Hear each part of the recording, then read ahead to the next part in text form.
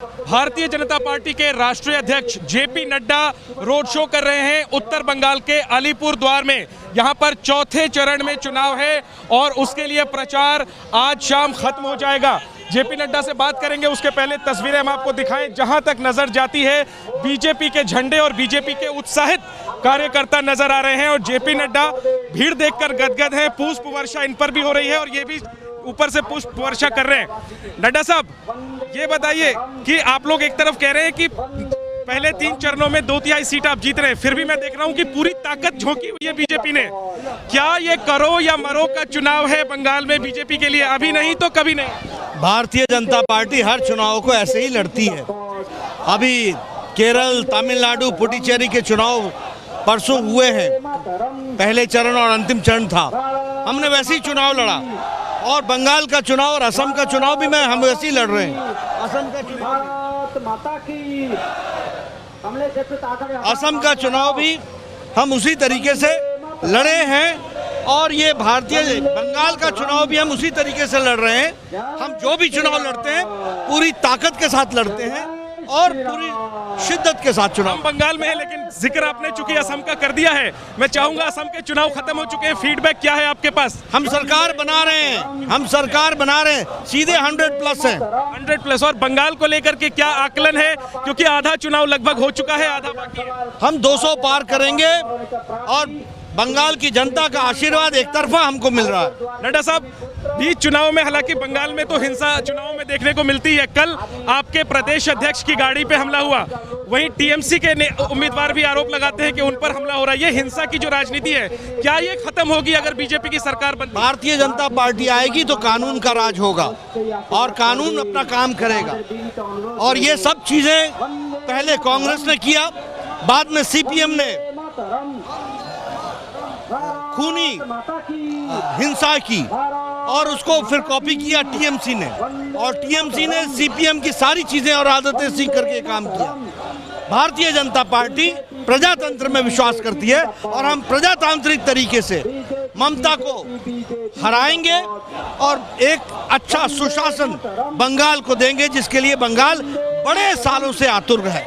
हिंसा का कल्चर बदलने के लिए क्या करेंगे? ये जो वायलेंस कल्चर है यहाँ की पॉलिटिक्स, जिस दिन आप पुलिस को पॉलिटिसाइजेशन और क्रिमिनलाइजेशन से बाहर निकाल दोगे, अपने आप लॉ एंड ऑर्डर ठीक हो जाता है। आखिरी 2 सवाल सर, ममता बनर्जी को चुनाव आयोग ने नोटिस भेजा, जो उन्होंने बयान दिया था और उस पर आप लोगों ने शिकायत की थी मुस्लिम वोटों को लेकर के, क्या प्रतिक्रिया चुनाव आयोग की इस नोटिस? देखिए, चुनाव आयोग ने जो दिया है, चुनाव आयोग देखे, वो निष्पक्ष और इंडिपेंडेंट एजेंसी है। ममता जी का जो स्टाइल ऑफ फंक्शनिंग है वो अनडेमोक्रेटिक है, वो अप्रजातांत्रिक है और इस समय वो हार रही है और बौखला गई है।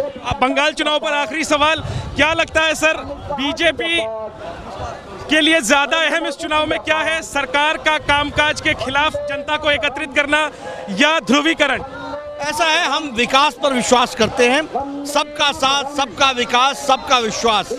ध्रुवीकरण का काम ममता जी ने किया है और ममता जी कर रही हैं, उन्होंने ओपन स्टेटमेंट्स दिए। मुझे दुख है कि आप लोग उनसे नहीं पूछते हैं और हमसे पूछते हैं जो विकास की बात करते हैं। आप बात कर रहे हैं सर, इसलिए हम आपसे बात कर रहे हैं। ममता जी बात करेंगे, उनसे भी पूछेंगे। मैंने नहीं देखा आपका कोई भी स्टेटमेंट जो उनसे पूछा। ममता जी एक्सेसिबल नहीं है, आप खुल के बात कर रहे हैं और इसीलिए मैं कहता हूँ कि हम प्रजातांत्रिक हैं, वो अप्रजातांत्रिक। आखिरी में नड्डा सर, जिस तरीके से कोरोना का प्रकोप चल रहा है, हाईकोर्ट ने एक याचिका का संज्ञान लिया है कि चुनावी कार्यक्रमों में कोरोना एसओपी का पालन नहीं हो रहा है। एक राजनीतिक दल के अध्यक्ष के तौर पर आप क्या कहेंगे? हाईकोर्ट हम ज्यादा से ज्यादा फॉलो कराने की कोशिश करते हैं, लेकिन सर इसी रैली में मैं देखूं नहीं हो रहा है सर, ये चिंताजनक नहीं है क्या? ये मुद्दा अभी आप उठा रहे हैं क्योंकि हम चुनाव जीत रहे हैं। उठा रहे हैं क्योंकि हम चुनाव जिस तरीके से देख रहे हैं आप, और प्रोटोकॉल फॉलो होना चाहिए। धन्यवाद।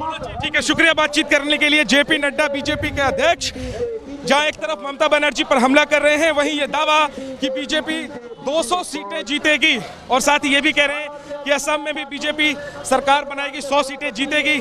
और जो माहौल सड़कों पर नजर आ रहा है, बीजेपी के दावे में, राष्ट्रीय अध्यक्ष बीजेपी के जो है उनके दावे में दम तो नजर आता है। देखना यही है कि क्या ये तस्वीर 2 मई को भी दिखेगी बीजेपी के खेमे में? क्या 2 मई को बीजेपी सरकार बनाने के लिए जरूरी आंकड़ा जो है वो हासिल करेगी?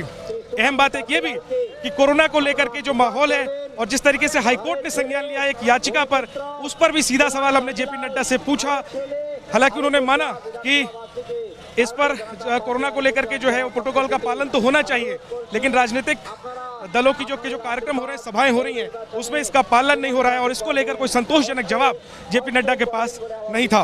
कैमरा पर्सन प्रवीण दीक्षित के साथ जैनेंद्र, एबीपी न्यूज, अलीपुरद्वार, बंगाल।